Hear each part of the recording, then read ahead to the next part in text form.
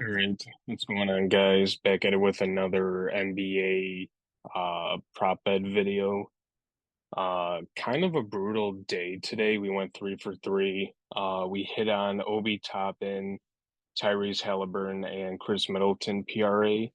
Lost on Giannis rebounds, CJ points with the blowout, and Michael Beasley or Malik Beasley. Jeez, PRA. We lost on those. 8-6 since I started doing these videos a couple days ago, so I mean, could be worse. You just don't like to see going 3 for 3, but you just gotta move. Um, so something different I'm gonna do is we're gonna create a play here on YouTube. So right now I have two plays that I like, and then I'm gonna do the second look video tomorrow as well, and we'll create another parlay together. So what I'm gonna do is I'm just gonna do it on PrizePicks. So you can do it on Sleeper, Underdog, ParlayPlay, and all the apps, or you can just do it on Sportsbook and just bet them straight just to do the safe way. But let's just jump right in. Let me get this straightened out. So the first prop we're gonna look into is Paolo Banchero over 35.5 points, rebounds, and assists. When I was looking up some stuff, I had it at 34, so it might have just updated a few minutes ago, truth be told. But so he averages 16, 7, and 4 in career against Detroit. I don't know what to think about that. I mean, Banchero has been stepping it up more recently. You know, Detroit is terrible in guarding forwards. So I like this spot for him. And also, the other day was just ruled that Jalen Duren is going to miss some time. And if you know Jalen Duren on the Pistons, he's a double-double machine. He had a great start to the year. I think it's an ankle injury. Detroit is just a dumpster fire. They haven't won a game in the month of November. I believe their first game of the month, they haven't won either. So I think this is a smash spot for Paolo. He just shoots the ball, grabs some boards. This is a fun, young, exciting Orlando team, and Banchero is obviously one of those young pieces. So we're going to take more on this. Oh, and before I forget, let's just look at his rotation. So the last game against Cleveland, he started off 4 for 6. So you can see all the stats on when he scored, when he grabbed boards, and all that. So he played up to the 149 mark, then got subbed out. And then at the 8 minute 22-second mark, that's when he got back in. So as you can see, he went 3 for 3, ended up going 4 for 6 from the free throw line, got a rebound and assist. Starts the second half, keeps going, 5 for 10 with 1 3, 2 boards, and then finishes off the game with a rebound. So you can see all the data. Obviously, popcornmachine.net. This is a great site to see rotations from previous games. Just need them to cook a little early. Like I said, just playing against Detroit, it could get a little out of hand. I wonder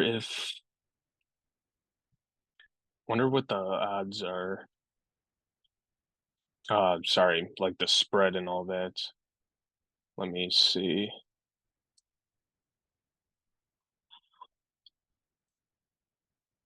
Well, the over-under is 229.5, and the Magic are 11.5 point favorites. That makes sense. I just think this is a great spot for Banchero against a dumpster fire of a Pistons basketball team. So we're going to take more on this. So the second prop we're going to look at is we're going to go with Dennis Schroeder over 21.5 points and assists. So as you can see here, they're playing against the Charlotte Hornets.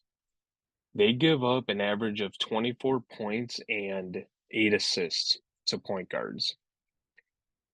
At the beginning of the NBA season, a lot of people I've seen on Twitter were all over this prop. I believe it started off at like 18 and a half, maybe 19 and a half. If Schroeder can score a little bit and he's got Scotty Barnes on the team who's been great this year, Pascal Siakam, who should be doing a lot better than what he should. If he dishes a ball a good chunk and scores a little bit and is efficient, this is a great spot here. I love this. This last note that I wrote down doesn't really make too much sense, but I mean, there's no LaMelo Ball. We know that he's going to be out for a while. I just think overall this is a great spot. Let's check the spread and the over/under. So the spread is only 4.5 with a 223.5 over/under total. I still think this is a good spot. I do think if Charlotte can find a way to keep the game close and, Schroeder gets his normal rotation, this should be a good spot. Regardless, it's a good spot. But so you can see here that he played up to the 1 minute and 52-second mark in his first stint in the last game against the Miami Heat. 1 for 2 from three, 2 for 5 field goal. And then he played a good chunk of minutes from the 7:28 mark of the second quarter. And then the third quarter got all the way down to 2 minutes and 40 seconds. So he had, I'm making sure this is right because of this pop-up. Yeah, he played 34 minutes. I think this is a great spot.